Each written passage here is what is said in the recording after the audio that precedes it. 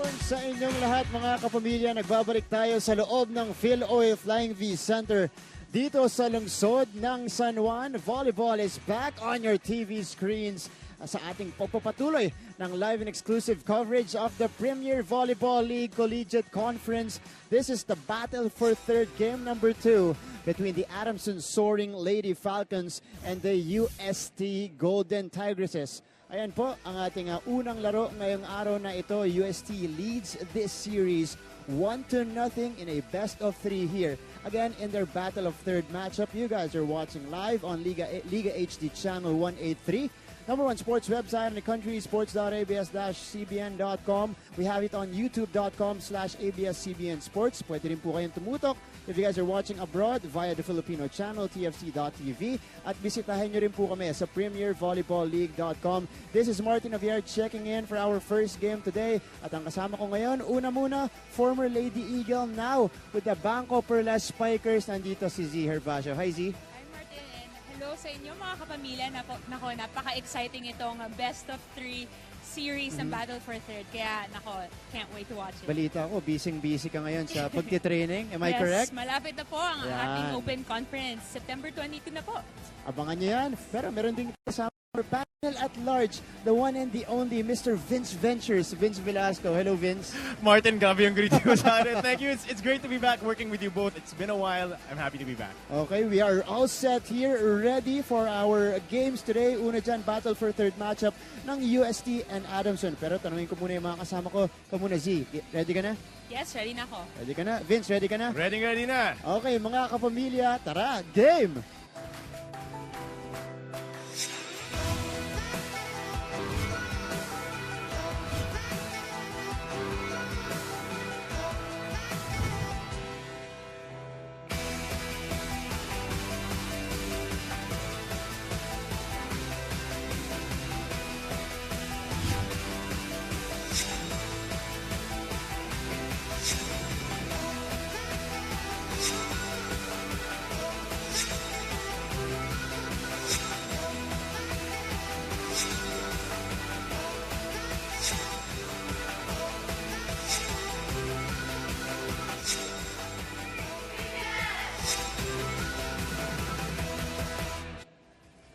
Mga pamilya, day 2 na po na ating battle for third and the last game. UST beat Adamson in 5 heartbreaking sets. And in one of the sets, umabot po ng 27-29. So, Martin and Z, it's good to see what coach adjustments will be made in this game. That's right. Vince, this is a chess match between the two coaches. Kaya abangan natin kung ano mangyayari dito sa Game 2. Their second encounter here in their series. Pero Z, meron tayong different scenarios dito. If UST wins, if Adamson wins, ano ba ang magiging breakdown natin dito sa ating battle for third? Alright, tama ka dyan.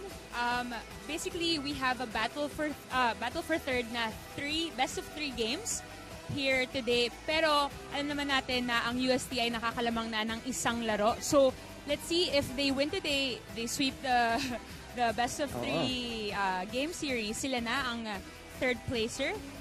Kapag manalo ang Adamson today, it will depend pa on the championship game today. So kung manalo ang UP, it's gonna be a quotient system na lang today. So we'll see if Adamson will play a better game today. Hindi na palalagpasin at paabutin into 5 sets. So for UST, they're 1 win away from a podium finish.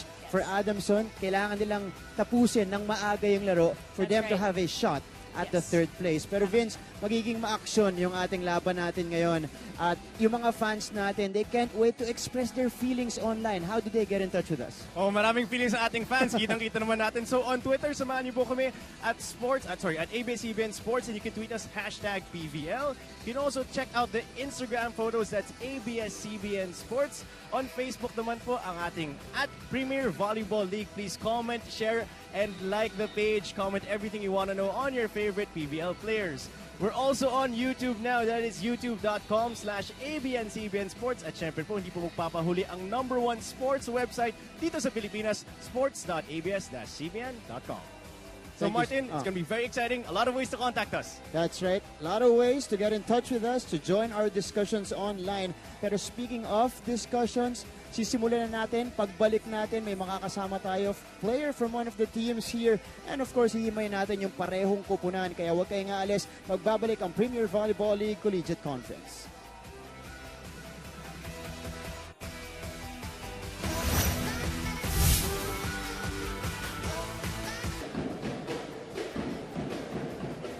Babalik tayo sa loob ng Phil Oil Flying V Center and resuming our coverage here of the Premier Volleyball League Collegiate Conference. Parehong kupunan at midcourt doing the protocol here. And we're still in the pregame at UST versus Adamson. Battle for third, game number 2. Everything on the line for that podium finish. Pero Z, bago natin himayin yung isang kupunan dito, puntahan muna natin yung naging game 1 finish. That was a 5-setter, a nail-biter for both teams. Pero nanaig ang napakabatang kupunan ng UST. That's right, Martin. At nakitang-kita natin, akala natin nasa momentum na ng Adamson matapos nilang mapanalo ang second and third set. Pero bumawi kagad ang ating Tigresses and ended with a big roar in the 5th set, which they extended up to 17-15. Na alam naman natin yung tatapos hanggang 15 points lang. Napakaganda ng laban na yon. Unang 5-setter natin, yun yung buminyag nung araw na yon dito sa Phil Oil Flying V Center. But of course, again, UST grabbing that 1-0 lead and a step away, a game away from that podium finish here in the Collegiate Conference. And speaking of UST, kasama natin ngayon ang kanilang kapitana dito sa Collegiate Conference. Andito si Tin Francisco. Hello, Tin. Hi, Gusto ka naman, Tin? Okay naman. Excited for game 2. Tin, gusto ko lang malaman, napakabata ng team na to. You have 8 rookies, 6 veterans on this team, and yet, you made it this far in the tournament. Gaano ka ka-proud as a leader, as a team captain? Gaano ka ka-proud sa team mo? Well, as someone who's trying to lead a big batch of rookies, I think napakalaking achievement na nakaabot kami sa semifinals. And syempre, hindi naman magsa-start doon. So, hindi naman mag-e-end doon. So, we tried to overachieve that and hanggang sa nakaabot naman kami dito. It's a big loss for us yung finals, but we're still here and we're still trying to finish the league, yung pinaka-best finish namin for Battle for Third. Ako naman, Tin, ngayong nandito na sa Pilipinas si Coach Kung Fu, ano yung mga last-minute reminders niya sa team niya? Well, last-minute reminders, he's always trying to tell us na, yun nga, since bata yung team namin, he's trying to point out na bata lang kayo sa papel, but the way you play, you have to act like veterans, knowing na they came from high school leagues, then UAAP juniors. And syempre, it's sad na hindi na kami nakabot ng finals for Coach Kung Fu, but still, best finish pa rin talaga yung kailangan namin magawa. Okay, speaking of the game today, ano naman yung talagang pinagtuunan nyo ng pansin, pinaghahandaan nyo against Adamson today? We have to work on our receive and floor defense. Yun yung gauge ng Adamson sa amin the last game. Grabe yung tapunan ng bola pero nare-recover pa rin nila. So, we're trying to match that as well as focus more on our blocking since yun din yung nawala last game. Ayan, maraming salamat din. Good luck in your game today. Ayan, pwede ka nang bumalik sa inyong warm-up dito sa likod. Maraming salamat po. Once again, that's the team captain of the UST Golden Tigresses, Tin Francisco, who had 11 points in their Game 1 win against Adamson. But meron pang isang player, Z, na nagpakitang gilas para dito kay Coach Kung Fu. At yan ay ang kanilang Phil-Italian sophomore player na si Milena Alessandrini, who poured 31 big points. My goodness, in that Game 1 win. Yes, nako Martin, napakaliit na bagay lang naman. 31 points, of which 24 came from spikes and then 6 from blocks. So actually, it's very interesting to note also na after that elimination round, hindi lang sa scoring siya nagpakitang gilas, kundi she ended up number 2 in both spiking and receiving. Yes. Ayan ang maganda dito kay Milena Alessandrini. This tournament has been a revelation talagang skill set nito Yes. ni Milena on both ends, offensively, defensively. The ceiling is sky high for this player. Pero napag-usapan na natin ang UST. Sa atin namang pagbabalik, pumunta tayo at pag-usapan ng San Marcelino squad, the Adamson Soaring Lady Falcons, at makakapanayam natin. Siyempre, ang isa sa mga players nila na si Kiara Permentilla. Huwag kayong aalis, magbabalik ang PVL on SNA.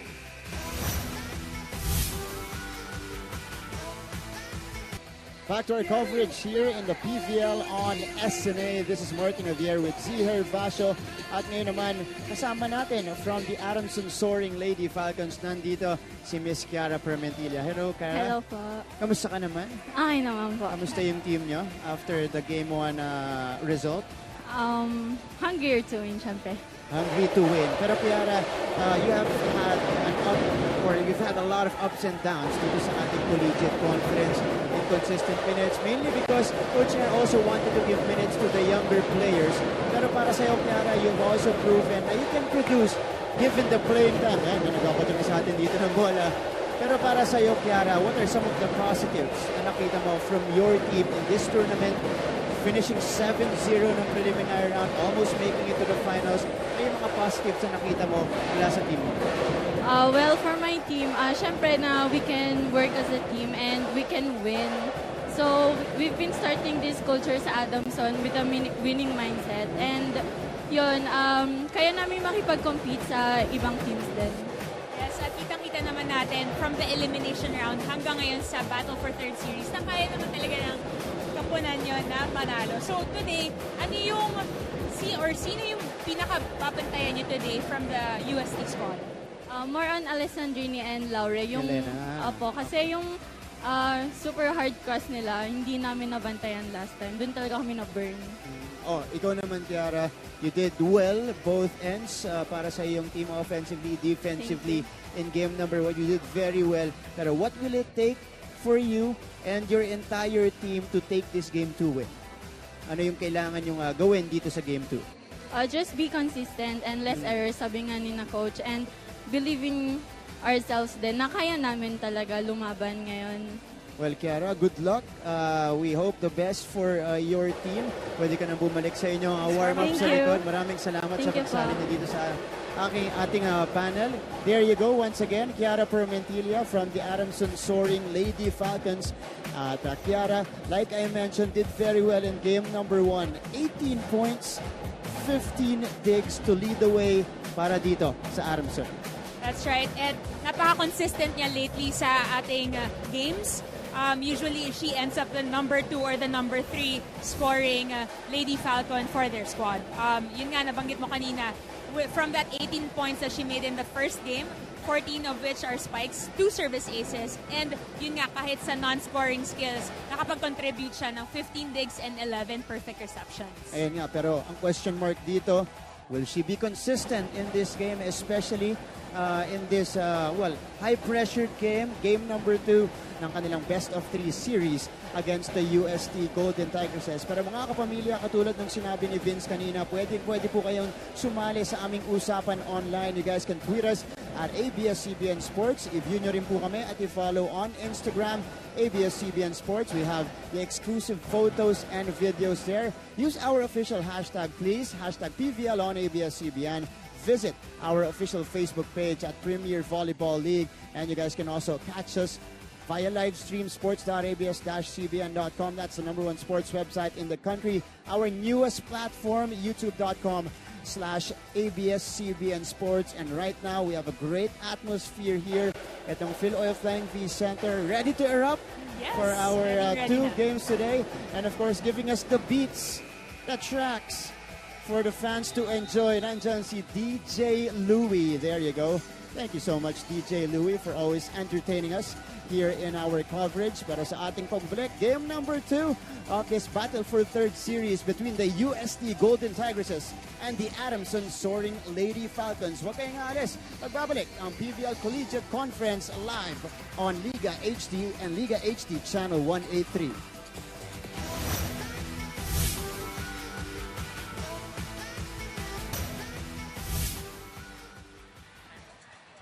Presenting our national officials for this match. First referee, Mr. James Oliver Mora. Second referee, Mr. Fernando Velarde. Before we present our starters, may we request our drummers to please refrain from beating on the drums as we introduce each athlete. Thank you. Calling on our Golden Tigresses of the University of Santo Tomas. Let's begin with their team captain, number 14, Christine Francisco. At number 3, Isabel Jamie Jimenez.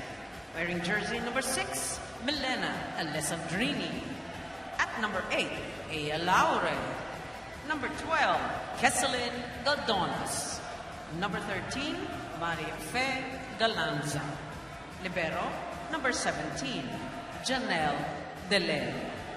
Head coach, Mr. Emilio Kung Fu Reyes Jr. Presenting Our Lady Falcons of the Adamson University. At number 3 is this conference's second best outside spiker, Bernadette Flora. At number 5, Mary Joy Dacoron. Wearing jersey number 7, Rach Macaslang. Number 9, Kiara May Permentilia. Number 11 is this conference's best setter, Mary Jane Igao. And number 13, this conference's best opposite spiker, Ellie Soyo. Libero, this conference's best libero, number 14, Tony Rose Ponce. Head coach, Ms. Eres Bada.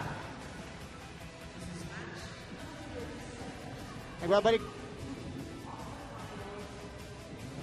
tayo.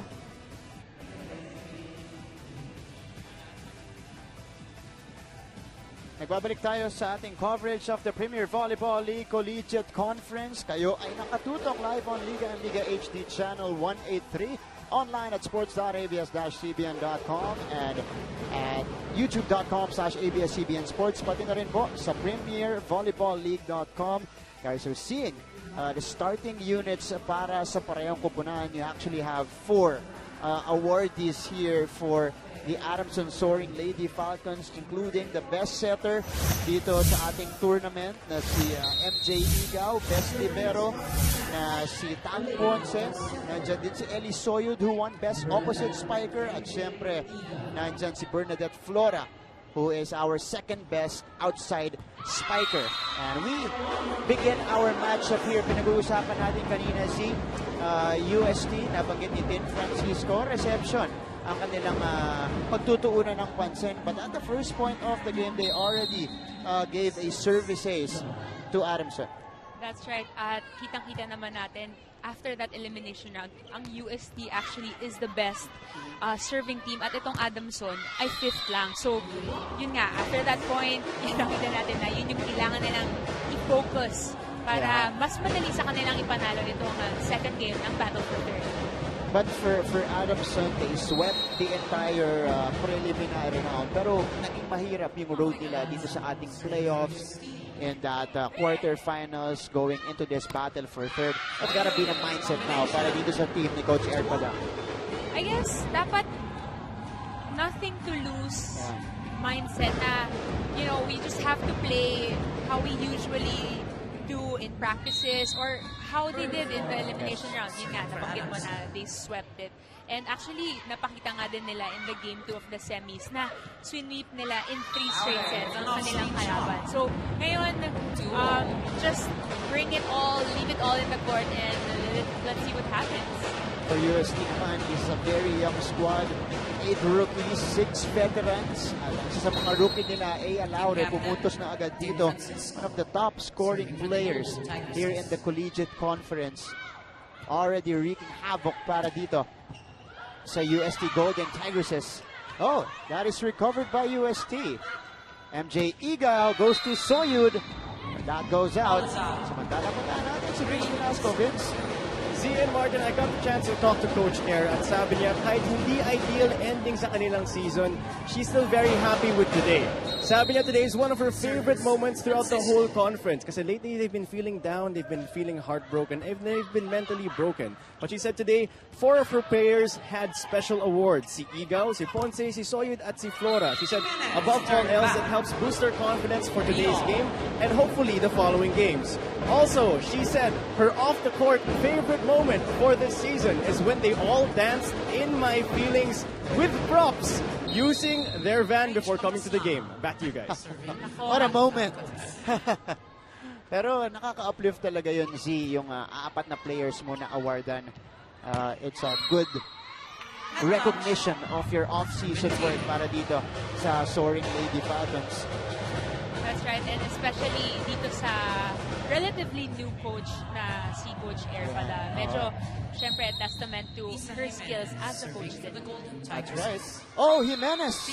Wow, service ace for UST. And they lead this one 5-3. Again, if UST takes this one, sila po ang pag-claim ng 3rd place sa ating Collegiate Conference. Flora, great first ball. Dacoron on the quick. Alessandrini. There you go. 31 points in the previous game. Yeah, it's started with her scoring here. Elena Alessandrini. Maalala natin, since the semifinals, talagang siya yung namumukod tanging number 1 hitter sa kanilang squad. At kung titingnan natin ang kanyang stats, she's actually number 2 in spiking and number 2 in receiving. So, medyo complete package itong si Milena. Dumidepensa at nagre-receive din. At may height din siya, Z. Kaya pag pumapalo siya, lalo na nabigyan siya ng magandang height dun sa set. Katulad nito, baon na buon yung palo niya. But that time, Adamson doing a great job deflecting that one. And Chiara Permentilla putting it down for the Lady Falcons. Kanina nga, napatanong ako kay Coach Kung Fu. Nako, Coach, ano bang height nitong si Milena? Napaka-athletic and parang napakadaling maglaro sa loob ng court, especially with her height. Yung pala, 6'1" siya. So, 6'1", wow. It's safe to say that she's probably the tallest here in the court right now. Wow, Milena at 6'1", at yung meron pa siyang leaping ability na ganon. Yep. At sa total game changer para dito sa Golden Tigresses. Adamson slowly chipping away here. Leading scorer of the preliminary round, Eli Soyud. Serving it up now, Galanza. Free ball ang binigay ng UST. Ponce sets up Permentilla through the blockers. Goes Chiara.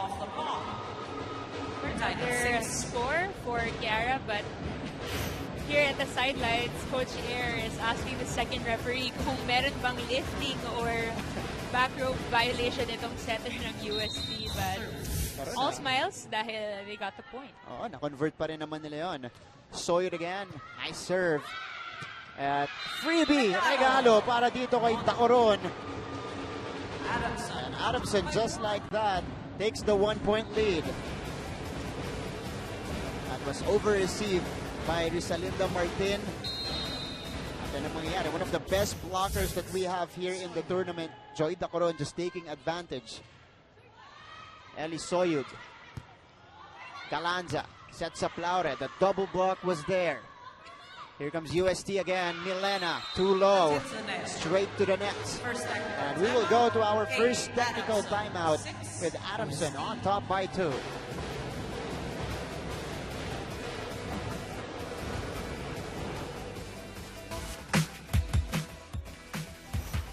Balik tayo sa ating coverage, and the super rookie of the UST Golden Tigresses, Ea Laure, flew high in their Game 1 win with 21 points to back up Milena Alessandrini's 31.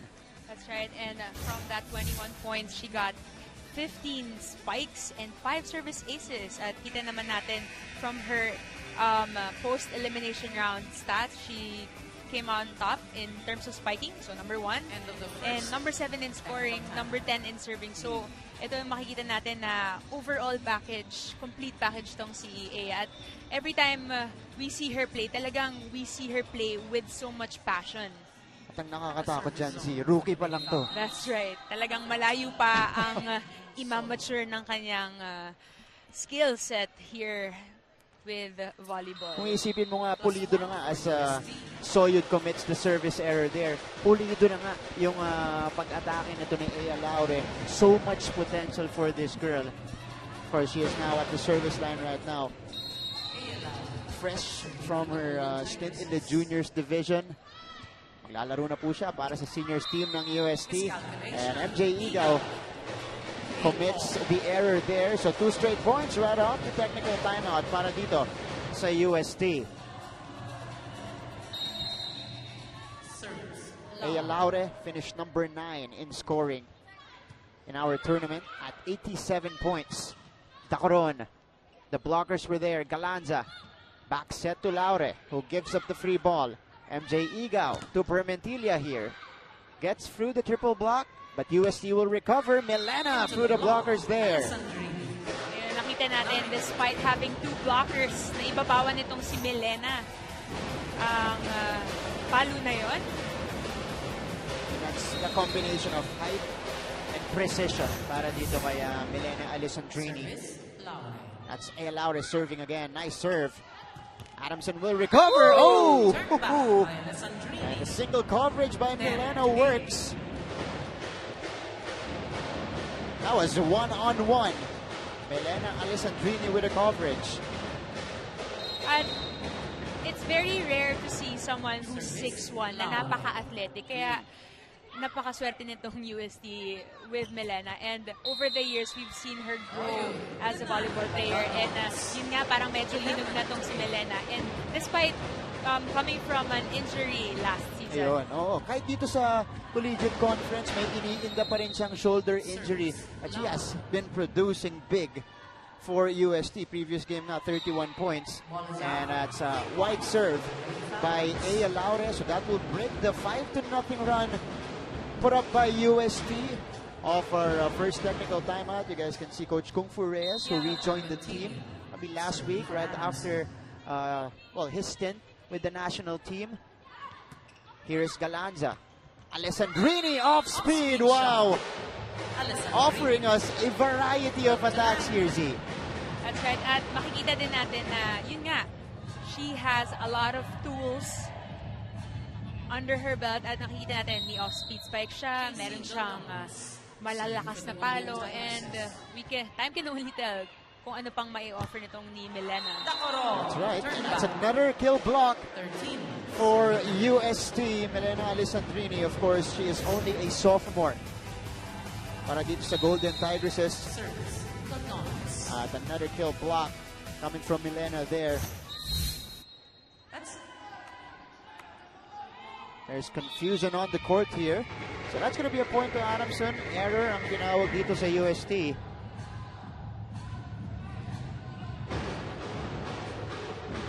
Coach Kung Fu eyeing that second referee. All right, so they're going to be officially giving the point to Adamson now, or the ball to Adamson. So it's 13-10. Joy Tacoron now serving it up. Galanza to the running Francisco. You know, she's got the power. Francisco with a finish. I think yung dahil din ina-expose nila yung mga rookies nila, hindi masyado nabibigyan si Finn Francisco. Pero pag binibigyan siya ng kanyang mga setter, he has been producing efficiently for UST. Igaw, our best setter, to Flora. Balik sa kanila ang bola. Here's Permentilla flying from the back row. And that sails out. 15. Overcooked ang palo ni Kiara in that last play. And now, UST is up by 5 points. Ganun na. 5-point lead na para dito sa UST. Service, Alessandrini. It is a 9-4 run by the Golden Tigresses, and a service ace by Milena Alessandrini. Pati po dun, sumuscore si Milena 16-10 as we head to our technical timeout here.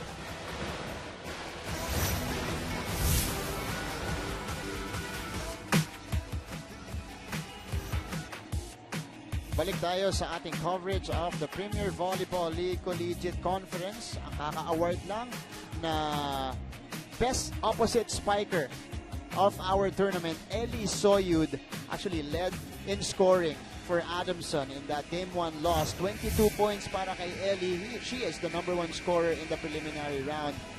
Nasa kanya na ang susi dito sa koponan ng Adamson.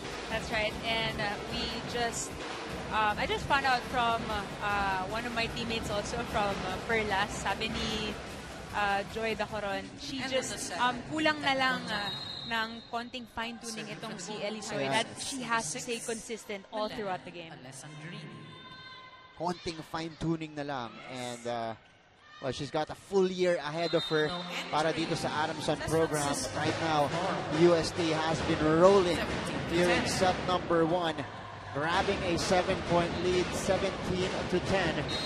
And Adamson, hindi makaset up ng maayos sa kanilang offense. They need a good first ball, but that's a service error coming from Milena Alessandrini. A little bit of exchanges here of errors dito sa first set. Both teams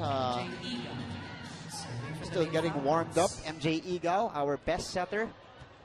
Nice serve. Milena flying in. Ponce sets up Flora. Martin was there. They'll set up Jimenez. And Jimenez will score. That's on the line. Balik ang bola dito sa UST, 18-11.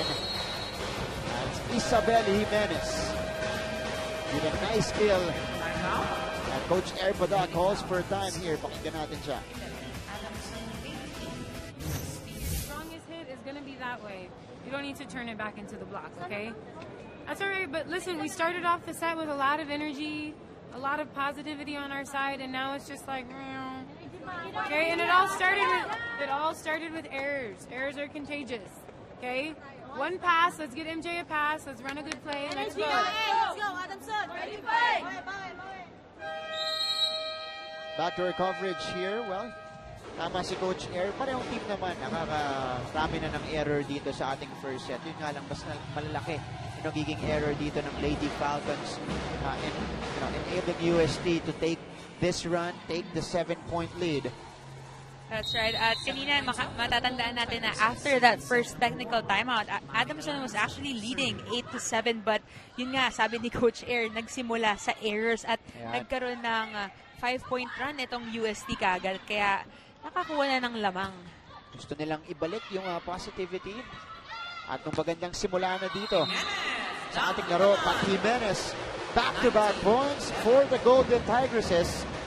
This is now the biggest lead of UST and set number 1 at 8 points. Galanza straight to Flora there. Igaw sets up Flora. At sa ilalim kinuha yon ni Berna Flora.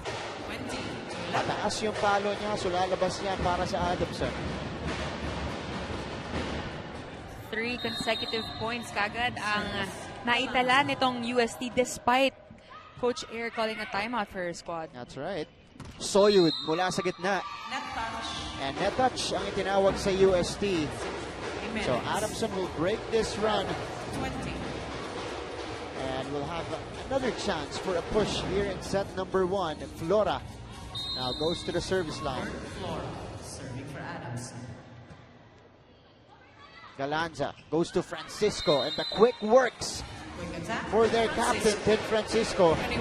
Tama ka dun, no? Kanina nabanggit mo, si Tin, nandyan lang siya, but when she's needed by her team, talagang gumagawa siya ng puntos. Timeout here by Coach Air again. Let's listen in. Because then you don't know where the ball is going. Okay, now you guys are looking sloppy. Now we're not looking disciplined at all. She shouldn't be able to go down the line on you. That's not Alessandrini, it's the other girl. So close the line. Break put on that. Okay? That, listen, just work hard. If we lose the set, it's fine, but not if you're just going to give it to them. Not if you're just going to help them win.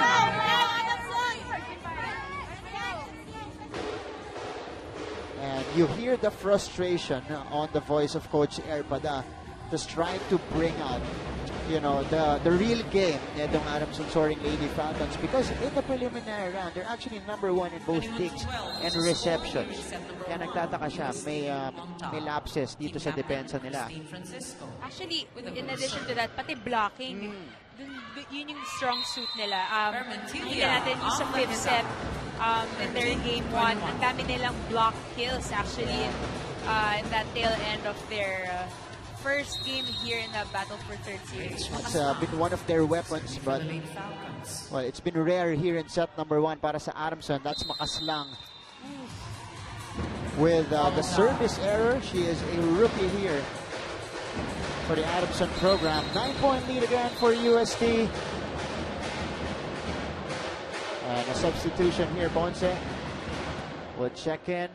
Jimenez serving it up for the Golden Tigresses.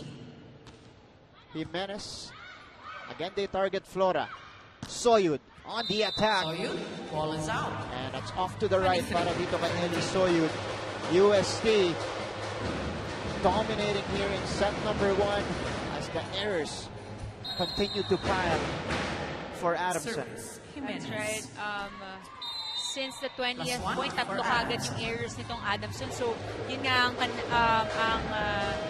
reminder ni Coach Air na let's not give it easy to them. Siyempre, paghirapan din naman nila yung puntos nila. 11 out, 6 Shuffle na ng lineup itong si Coach Erpada.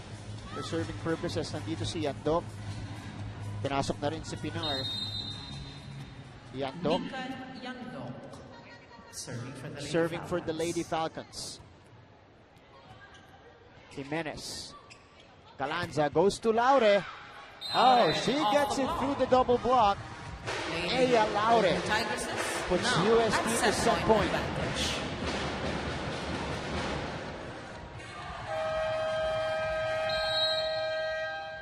And a timeout again called. This time by Coach Kung Fu. Gustong siguraduhin to. Tamblang tayo. Doon lang kasi nalimutan ka ng tawagin. Okay lang. Parang hindi tayo ma-delay. Gumawa na ako ng timeout, okay? Pasok mo yung serve mo. O, tara. Para maganda.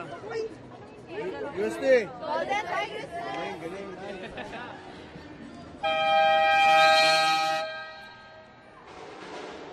Nag-regroup lang naman si Coach Kung Fu Reyes. They are at set point right now. 24-14. Substitution, UST. 13 si Caitlin Viray. That's right. And that means itong si Aya Laure, while she's at back row, siya naman ang magiging setter dito sa UST squad. Yan, Tang Ponce. Yandok to Dacoron. And Dacoron scores. Sees the hole. Great placement there by Joy Dacoron. Nakita niya, open yung left side ng UST. Medyo sa ilalim din niya, kinuha yung swipe na yun. And it was a little bit low na set for Joy Dacoron. Laure. Oh, Viray scores! And UST will draw first blood here in game number 2. Ending set 1, 25-15. Caitlin Viray, kakapasok na lang niya. Scoring right away for the Golden Tigresses. They take the 1-0 lead again in this game 2 battle for third best of 3 series against the Adamson Soaring Lady Falcons. Magbabalik tayo dito sa Premier Volleyball League Collegiate Conference.